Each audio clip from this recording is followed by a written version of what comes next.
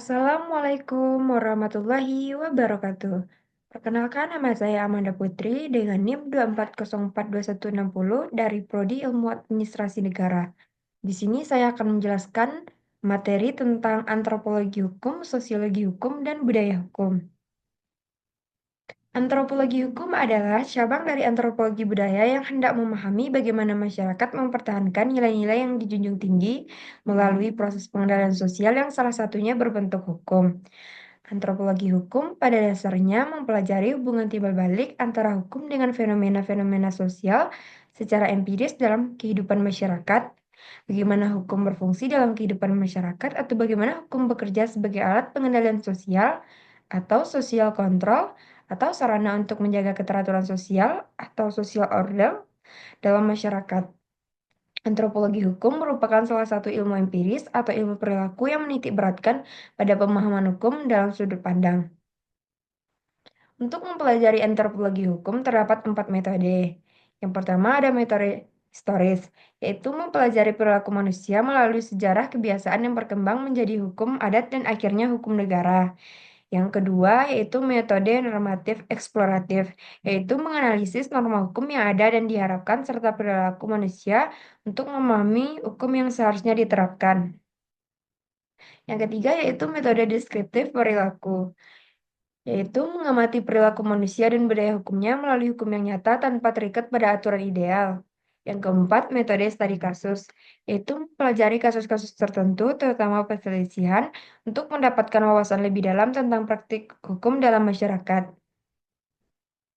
Tugas antropologi hukum. Tugas antropologi hukum adalah memberikan pemahaman tentang hukum-hukum not state law, yaitu memberikan kajian melalui telaah mendalam yang kelak menjadi sistem kajian referensi pembuat undang-undang. Manfaat antropologi hukum. Yang pertama yaitu secara teoritis dapat mengetahui pengertian-pengertian hukum yang berlaku dalam masyarakat secara sederhana dan modern. Yang kedua, dapat mengetahui bagaimana masyarakat bisa mempertahankan nilai-nilai dasar yang dimiliki sekaligus mengetahui bagaimana masyarakat bisa melakukan perubahan tersebut terhadap nilai dasar tersebut.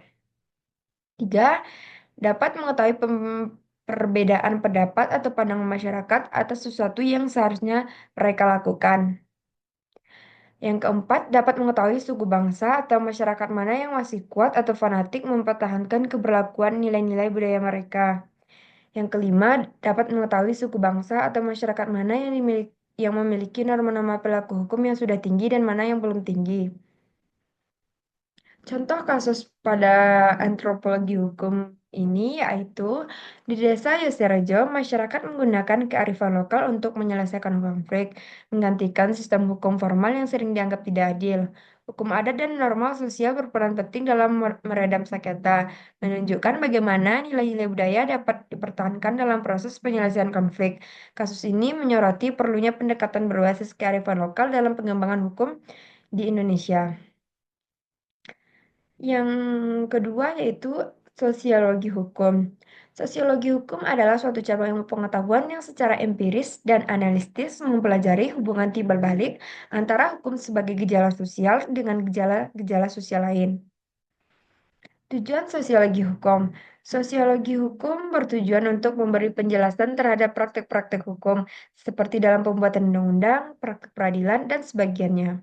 Sosiologi hukum berusaha menjelaskan mengapa praktek demikian itu terjadi, faktor apa yang berpengaruh, latar belakang, dan sebagiannya. Cara ini oleh Max Weber dinamakan sebagai interpretative understanding yang tidak dikenal dalam studi hukum konvensional.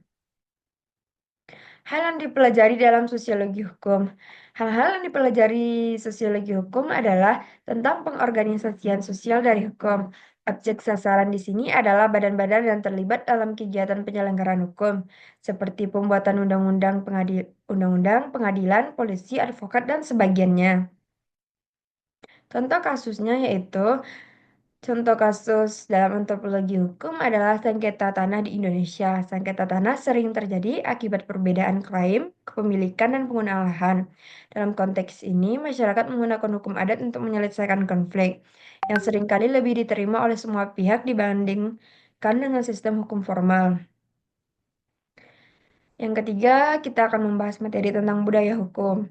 Hukum bukan sekedar alat yang dapat dimanfaatkan untuk tujuan tertentu, tetapi merupakan seperangkat tradisi, objek pertukaran nilai yang tidak netral dari pengaruh sosial dan budaya. Hukum harus dilihat sebagai suatu sistem yang utuh, aksi dengan sistem lain yang lebih besar. Yang keempat, bekerja bagian-bagian menciptakan sesuatu yang berharga. Pengertian sistem. Yang pertama, berorientasi pada satu tujuan. Yang kedua, lebih dari sekedar jumlah dari bagian-bagian.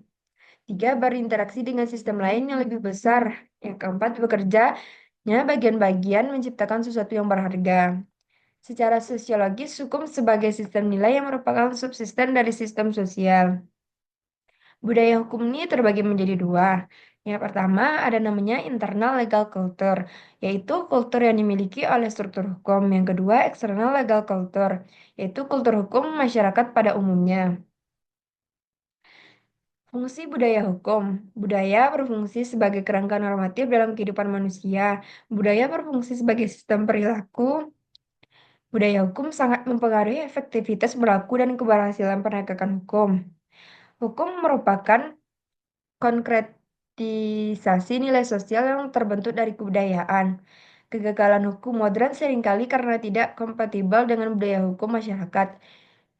Misalnya pada Undang-Undang Pemdes Nomor 9 Tahun 1975. Contoh kasus pada budaya hukum ini yaitu kasus pembunuhan berdasarkan adat di Indonesia. Di beberapa komunitas adat di Indonesia, jika terjadi pembunuhan, keluarga korban sering merasa berhak membalas dendam dengan membunuh pelaku atau anggota keluarganya.